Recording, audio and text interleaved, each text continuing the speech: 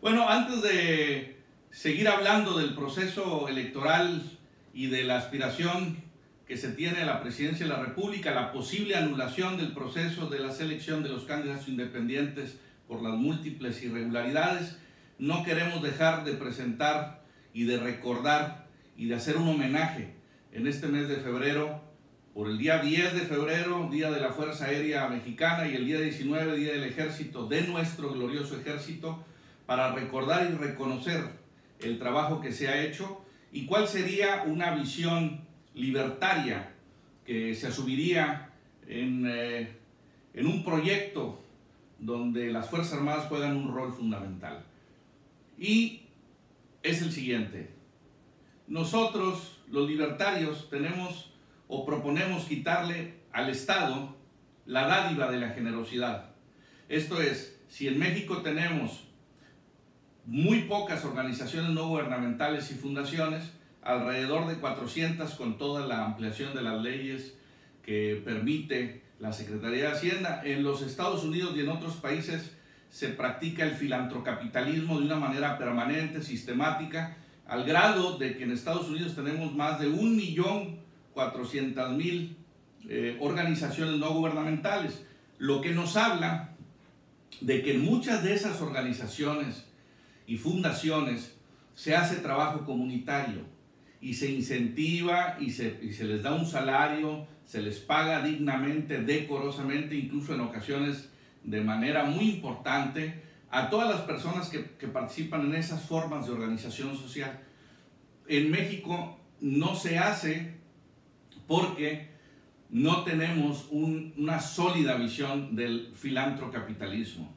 Entonces, una propuesta que es muy importante y que no hay que olvidar, porque no es un asunto de coyuntura, porque regularmente los políticos utilizan el discurso para aplaudir falsa y simuladamente a las Fuerzas Armadas, y que únicamente los utilizan en activo para legitimar sus gobiernos, como fue en el 2006, a partir de que se implementó el operativo Michoacán. En ocasiones a los miembros activos de traerlos de guaruras, o en muchas ocasiones haciendo funciones que no les corresponden y dejándolos olvidados al momento en que existe algún problema con derechos humanos. Todo al revés, como siempre. Pero, ¿qué hay que recordar el día de hoy? Que es un homenaje y un día festivo, en estos días de febrero festivos sobre nuestras Fuerzas Armadas. De que hemos olvidado a ese ejército invisible. ¿Cuál es ese ejército invisible? Los más de 350.000 miembros del ejército que están jubilados, que están en retiro. Son casi 100.000 más. Tenemos activamente hoy aproximadamente 240.000, 250.000 miembros activos, operativos, que están cumpliendo funciones de seguridad, y retirados, en muchas ocasiones olvidados, a 350.000. Y hay una asociación de militares en retiro, de militares jubilados, una asociación nacional. Uno de los éxitos de muchas de las sociedades es aprovechar la experiencia que tiene una persona retirada para que hagan funciones educativas, de asesoría, de consultoría de estrategia y trabajo comunitario, llevando y salvaguardando vidas a través de brigadas de impacto, de cuadrillas y todo esto. No hay que olvidar que la estrategia y la táctica no nace del mundo de los negocios. La estrategia y la práctica y la táctica nace de la visión militarista.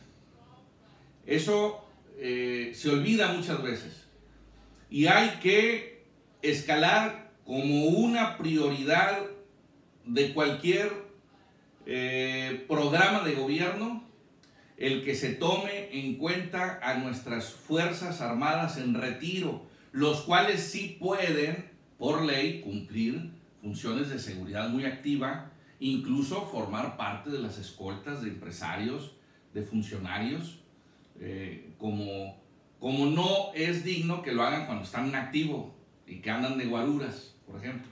Entonces, a las que están retiradas, que son muchas las funciones que pueden cumplir dentro de la sociedad, hay que tomarlos en cuenta.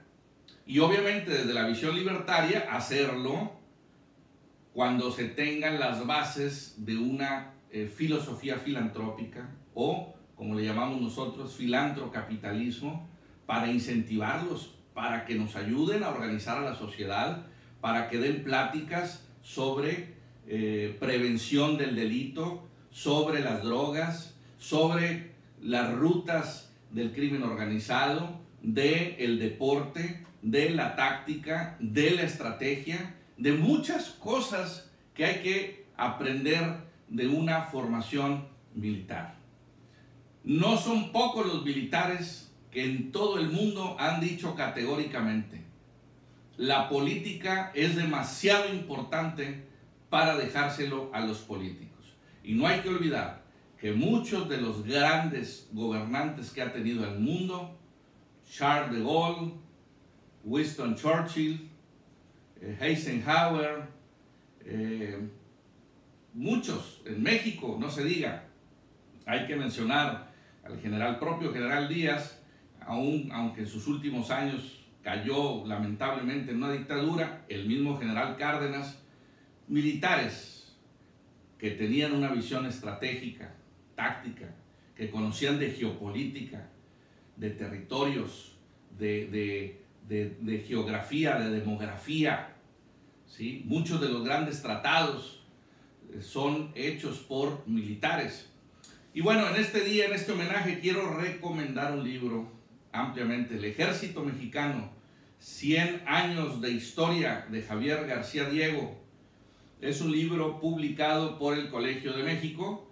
Creo que es muy importante y no se ha hecho una relación mucho más amplia, mucho más amigable, mucho más transparente entre el militar, las Fuerzas Armadas y la sociedad civil.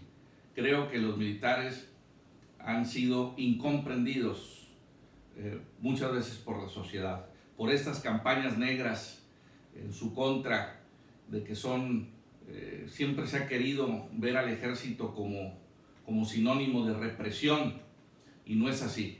El ejército son patriotas, en este caso con raíces populares, porque nuestro glorioso ejército tiene su origen en ese movimiento armado que fue la Revolución Mexicana. Ahí tiene sus orígenes populares, nace del pueblo. No hay que olvidar que la división, la famosa división del norte, del villismo, incluso para determinar quién iba a ser el general en jefe de los Dorados y del Ejército de la División del Norte, se escogió democráticamente al general Francisco Villa. Esas raíces populares de nuestro glorioso ejército están al día de hoy vivas. El patriotismo, el civismo que tiene un militar es importantísimo y hay que abrevar de él, y no solamente en discursos de aplausos, de simulación, como lo hace la mayoría de los políticos, y que se olvidan totalmente, los usan para sus guerras propias. Pero hay un ejército invisible, un ejército olvidado, un ejército sin incentivos, un ejército que se siente abandonado. Pongámoslo en el centro, luchemos por sus derechos, no están solos. Por la libre y por el honor de México.